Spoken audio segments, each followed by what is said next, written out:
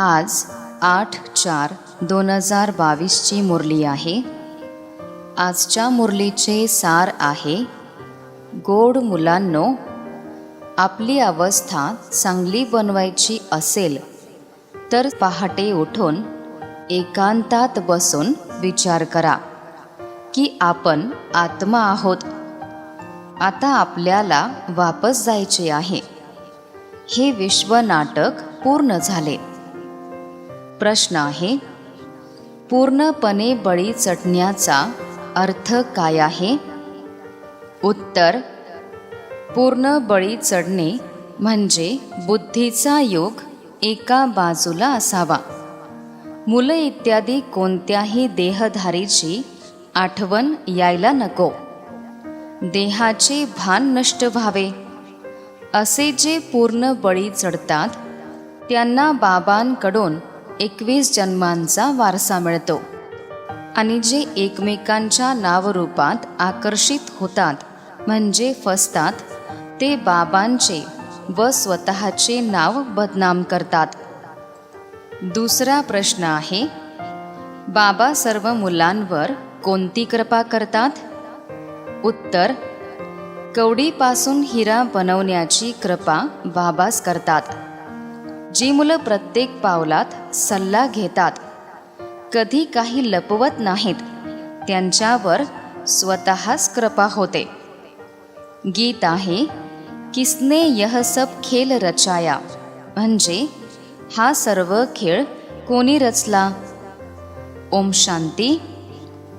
ज्यांनी हे गीत बनवले आहे ते ह्याचा अर्थ जाणत नाहीत. बाबांनी तुम्हा मुलांना समजावून सांगितले आहे की तुमची रचना केल्यावर किती चांगला वारसा दिला होता. स्वर्ग ही एक नवीन निर्मिती आहे. स्वर्ग कसा निर्माण झाला हे दुनियेला माहीत नाही. मग मायारूपी अवगुण कसे येतात? नव्या दुनियेसाठी प्रत्येक गोष्ट नवीन आहे. सतयुग कशाला म्हणतात हे पण जाणत नाहीत, तर बाकी कसे जाणतील?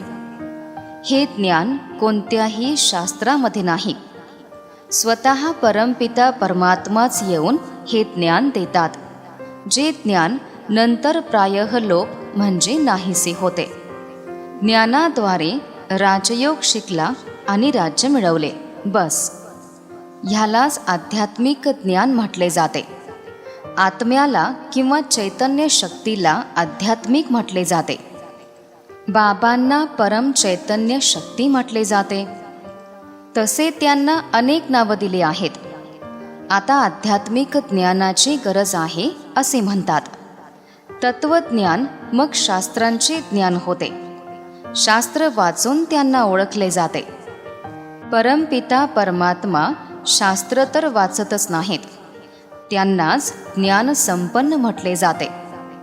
मनुष्य समजतात की ते अंतर्यामी आहेत, परंतु असे तर काहीच नाही. विश्वनाटकानुसार जे जसे कर्म करतात त्यांना त्याचे फळ तर मिळणारच आहेत. मुलांना कर्म अकर्म विकर्माची गती पण समजावली जाते. कर्म अकर्म कधी होतात, मग कर्म विकर्म कसे बनतात? स्वर्गामध्ये असे कोणतेही वाईट कर्म होत नाहीत ज्याचे पापकर्म बनतील, कारण तिथे रावणाचे राज्यच नाही आणि त्यामुळे कर्म अकर्म होतात. जेव्हा विकर्म करतात तेव्हा आत्म्याला लेपछीप लागतो. रावण पाप कर्म करवतो. आता तुम्हा मुलांना बाबा समजावतात. विकार नसलेल्या सतयुगामध्ये मुलांचा जन्म कसा होतो हे मनुष्य जाणत नाहीत. बरेच लोक म्हणतात की विकार तर जरूर असतात, परंतु एवढे नसतात. जसे इथे पण संन्यासी गुरु लोक समजावून सांगतात की वर्षातून किंवा महिन्यातून एकदा विकारात जा. परंतु बाबा म्हणतात, मुलांनो, काम विकार हा महाशत्रू आहे आणि त्याच्यावर पूर्ण विजय मिळवायचा आहे. तुम्हाला संपूर्ण निर्विकारी बनायची आहे.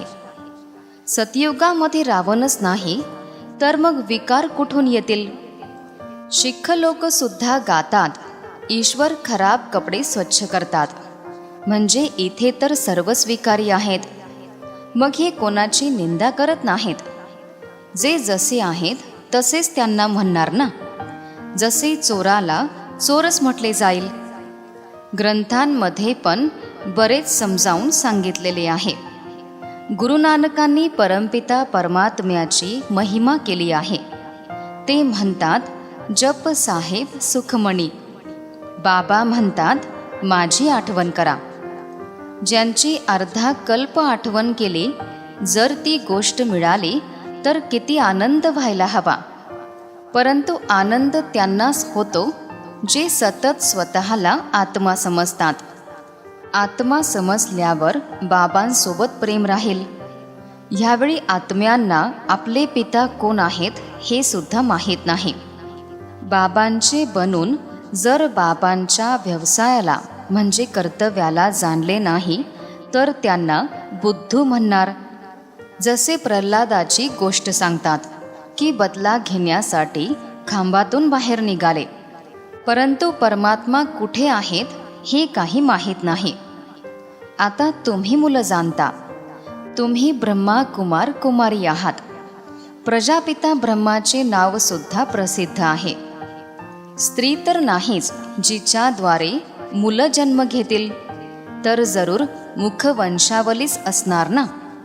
तुम्ही सुद्धा हे समजावून सांगू शकता.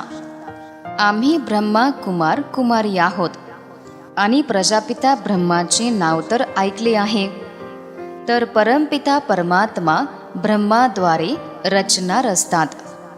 सर्वप्रथम ब्रह्माला रचले आणि मग ब्रह्माद्वारे दुसरी रचना रचली. बाबा समजावतात, बघा माझी किती मुखवंशावली आहे. सर्वांना तर शिवबाबांकडूनच वारसा मिळतो. ज्यांना दत्तक घेतले आहे ते जरूर गरीबच असतील. तर पहिले ब्रह्माला दत्तक घेतले, मग ब्रह्माद्वारे मुखवंशावली बनले. ते कुखवंशावली ब्राह्मण दैहिक यात्रा करवतात, म्हणजे शारीरिक यात्रा करवतात. हे ब्रह्मा मुखवंशावली आत्मिक यात्रा करवतात. ह्या आत्मिक यात्रेबद्दल कोणालाच माहीत नाही. निर्वाणधाममध्ये जाण्यासाठी पुरुषार्थ करतात, तर बुद्धीची यात्रा ब्रह्मकडे जाईल. ती ब्रह्मची यात्रा झाली. मग ते समजतात की ब्रह्ममध्ये विलीन होऊन जाणार. तर शारीरिक यात्रेची काय गरज आहे. ही यात्रा निर्वाणधामचीच आहे. मग ह्याला ज्योती ज्योतमध्ये समावली किंवा बुडबुडा बुडबुड्यामध्ये मिळाला असे तर म्हणणार नाही. ही यात्रा आत्मा करते, ब्रह्मतत्वामध्ये जाते. ही आत्मिक यात्रा आहे. बाकी सर्व शारीरिक यात्रा आहेत. त्यांना तर हे माहीतच नाही की निर्वाणधाम कोण घेऊन जाऊ शकतात. आता बेहदचे बाबा म्हणतात, मीच सर्वांना वापस घेऊन जातो. सर्वांचा पंडा बाबाच बनतात. सतयुगामध्ये खूप थोडे मनुष्य आहेत. बाकी सर्व आत्मे वापस जरूर जातात. फक्त बाबाच तुम्हाला योग्य किंवा सत्य गोष्टी सांगतात. आता तुम्ही खऱ्या यात्रेवर आहात. आपण आत्मे आहोत. हे विश्वनाटक आता पूर्ण झाले. आता आपल्याला वापस जायचे आहे, ह्याची खात्री असायला हवी. एकांतात बसून विचार करा की आपण आत्मा आहोत आणि बाबा आपल्याला घेऊन जाण्यासाठी आले आहेत. हा देह खराब झाला आहे, म्हणजे जुना झाला आहे. अशा प्रकारे स्वतः सोबत बोलायचे असते. ह्यालाच विचारसागर मंथन म्हणतात. बाबांनी तुम्हाला कर्म करण्याची तर सुट्टी दिली आहे. बाकी रात्री जागून हा अभ्यास करा, तर दिवसा अवस्था चांगली राहील. बाबांची मदतसुद्धा मिळेल. रात्री केलेला अभ्यास दिवसा कामाला येईल. रात्री 2 वाजल्यानंतर उठायची आहे, कारण रात्री 9 ते 12 वाजेपर्यंतचा वेळ अगदी खराब असतो. म्हणून सकाळी पहाटे उठून विचारसागर मंथन केले जाते. आपण आत्मा आहोत. आता आपल्याला बाबांजवळ जायचे आहे. एक देह सोडून दुसरा घ्यायचा आहे. आता 84 जन्म पूर्ण झाले, बाकी थोडेच दिवस आहेत. हे बेहदचे नाटक आहे. अशा प्रकारे स्वतःसोबत बोलायचे आहे. अशा प्रकारे बुद्धीमध्ये ज्ञान राहिल्याने देहाचे भान नष्ट होईल. फक्त बाबा आणि वारसाच आठवणीत राहील. बाबाच येऊन शिक्षण देतात. नाही तर आपण असे श्रेष्ठ पवित्र कसे बनू शकतो? ह्यावेळी मोठ्या प्रमाणात भ्रष्टाचार झाला असून त्यामुळेच सदाचार समिती अशी नावं ठेवण्यात आली आहेत. ह्यापूर्वी अशा गोष्टी तर नव्हत्याच. हा सर्व भ्रष्टाचार इत्यादी आत्ता झाला आहे. कोणी मंत्री इत्यादी काही बनतात तर किती पैसे लुटतात, किती भ्रष्टाचार करतात. सतयुगामध्ये श्रेष्ठाचारी सरकार असते. तुम्ही खूप श्रेष्ठाचारी बनत आहात. तिथे पापाचे नाव सुद्धा नसते. बाबाच येऊन स्वर्गासाठी लायक बनवतात. आता जे सर्व खराब झाले आहेत त्या सर्वांना मी ज्ञानयोगाने सुंदर बनवतो. स्वर्ग स्थापन करून सर्वांना सद्गती देऊन मी स्वतःला लपवतो. सर्वांना सद्गती देणे हा माझा अभिनय आहे. संपूर्ण दुनियेला कशापासून काय बनवतात? मनुष्य हे पण म्हणतात की युद्ध तर होणारच आहे. जसे वर्तमानपत्रात लिहितात की 5 वर्षामध्ये हे होणार, ते होणार. ठीक आहे, विनाश होईल. मग काय होणार? हा विनाश पण का होतो त्याचे कारण सांगा. आता तुम्ही मुलं जाणता की बाबा स्वर्गाची स्थापना करत आहेत, तर जरूर नरकाचा विनाश होणारच आहे. बाबा येऊन जुन्या दुनियेचा विनाश आणि नव्या दुनियेची रचना रचतात. तिथे अचानक मृत्यू होणार नाही. मृत्यूचे भय तिथे कधीच नसते. आत्म्याचे ज्ञान तिथे कायम असते. आपण एक देह सोडून दुसरा देह घेतो. जे उशिरा येतात ते जरूर थोडेच जन्म घेतील हे पण समजतात. आपले 84 जन्म आता पूर्ण झाले आहेत. दुनिया हे जाणत नाही. परमपिता परमात्मा इथे बसून तुम्हा आत्म्यांना समजावतात. प्रजापिता ब्रह्माची मुलं तर आपापसात भाऊ बहीण झाले, तर कोणीही विकर्म करू शकत नाहीत. असे तर ते पण म्हणतात हिंदू चीनी भाऊ भाऊ. तर मग विकारात कसे जाऊ शकतात? सांगणे सोपे आहे, परंतु त्यांना अर्थच माहीत नाही. भावाभावाचा अर्थ आत्म्यासाठी होतो. भाऊ बहिणीच्या नात्यात विकाराची दृष्टी राहत नाही. लौकिक संबंधांमध्ये पण जवळच्या संबंधामध्ये जर लग्न करतात तर हाहाकार होतो. बाबा समजावतात तुम्ही सर्व देवी देवताच श्रेष्ठाचारी होते, मग तेच भ्रष्टाचारी बनले आहेत. आता पुन्हा श्रेष्ठाचारी बनत आहेत. आपणच श्रेष्ठाचारी 16 कला संपूर्ण होतो, मग 14 कलेमध्ये आलो. परत भ्रष्टाचारी बनत अजूनच तमोप्रधान भ्रष्टाचारी बनले आहात. या सृष्टीचक्राच्या चित्रामध्ये पण स्पष्ट लिहिले आहे. वर्णांचे चित्र पण बनवतात, पण त्यामध्ये ब्राह्मण शेंडी दाखवली नाही. त्यामध्ये शिवबाबा पण दाखवत नाहीत आणि ब्राह्मण पण दाखवत नाहीत. बाकी देवता, क्षत्रिय, वैश्य आणि शूद्र दाखवतात. आपण बाजोली खेळतो म्हणजे कोलांटी उडी खेळतो, हे आता तुम्ही जाणता. आपण ब्राह्मणच देवता बनणार म्हणून दैवी गुण धारण करायचे आहेत. आता आपल्याला वापस जायचे आहे. मग संपूर्ण दुनिया आपल्यासाठी स्वर्ग होईल. पृथ्वीला पाणी मिळेल. अशा प्रकारे रात्रीच्या वेळी विचारसागर मंथन केले तर दिवसा खूप मदत मिळेल. आता आपण गोड बाबांकडे जाणार आहोत, ज्यासाठी आपण खूप मेहनत केली आहे. बरेच धक्के खाल्ले, परंतु रास्ता कुठेच मिळाला नाही. आता तुम्ही वारसा प्राप्त करण्याचा पुरुषार्थ करत आहात. परंतु मायासुद्धा खूप शक्तिशाली आहे. खूप धोका देते. लगेच कानाला किंवा नाकाला पकडून घेते. भ्रष्टाचारी बनवते. काम विकाराचा नशा चढतो. कोणाच्या नावरूपामध्ये आकर्षित होतात, म्हणजे फसून जातात, जसे आशिक माशूक असतात. मग खूप धोका मिळतो. लोभी सुद्धा एकदम नाव बदनाम करतात. हे सर्व तर होतच राहते.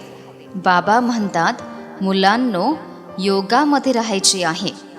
जे चांगले योगी आहेत त्यांनी 4-5 दिवस अन्न खाल्ले नाही तरी सुद्धा काही पर्वा नसते. ते खूप आनंदात राहतात. तर अवस्था अशी राहायला हवी.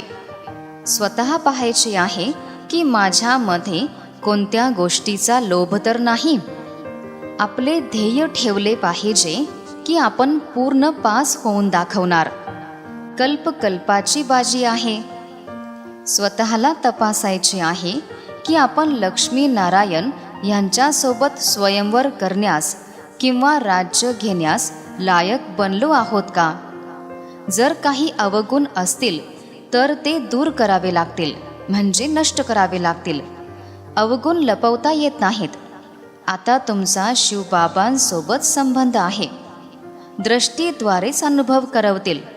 बाबा खूप मदत करतात. ब्रह्माकुमारी म्हणतात की आम्ही हे केले, आम्ही एवढी छान मुरली चालवली. ही अहंकाराची अवस्था खाली आणते. जे चांगले मुलं आहेत ते समजतात की बाबांची मदत मिळाली.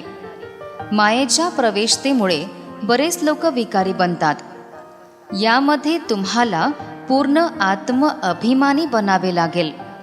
देहामध्ये दृष्टी जाऊ नये यासाठी बाबा सावध करत राहतात. तर सुधारले पाहिजे. मायाद्वारे धोका खाऊ नका, नाहीतर तुमचे पद गमावून बसणार. त्या पतीची तर तुम्ही किती आठवण करता. आणि हे जे पतींचे पण पती आहेत, जे तुम्हाला अमृत देतात, कवडीपासून हिरा बनवतात, त्यांची आठवण करत नाहीत. अशा बाबांची तर किती आठवण केली पाहिजे. श्रीमताप्रमाणे पुरुषार्थ केला जातो. कोणतीही गोष्ट असेल तर बाबांना विचारा, माझ्यामध्ये कोणते अवगुण आहेत का. देहाचे भान आता नष्ट करायचे आहे. जे पूर्ण बळी चढतात त्यांना 21 जन्मांचा वारसा मिळतो. पूर्ण बळी चढण्याचा अर्थच आहे एका बाजूला बुद्धी राहावी. मुलं इत्यादी जे कोणी आहेत तरी सुद्धा त्यांच्यापासून बुद्धी दूर केली पाहिजे. बाबा म्हणतात, ह्याच्या बदल्यात तुम्हाला तिथे सर्व काही नवीन मिळेल. ईश्वराच्या कृपेने ही मुलं मिळाले असे म्हणतात. आता भगवंत स्वतः म्हणतात की ती कृपा अल्प कालावधीची आहे.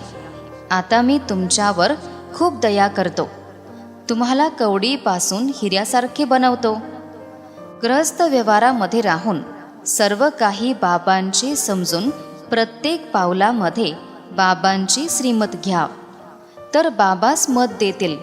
आता कोणतेही उलटे काम करू देणार नाहीत.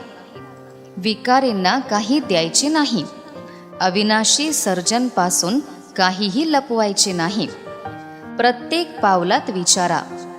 अनेक मुलं विचारतात आणि लिहितात की बाबा हे विकार त्रास देतात.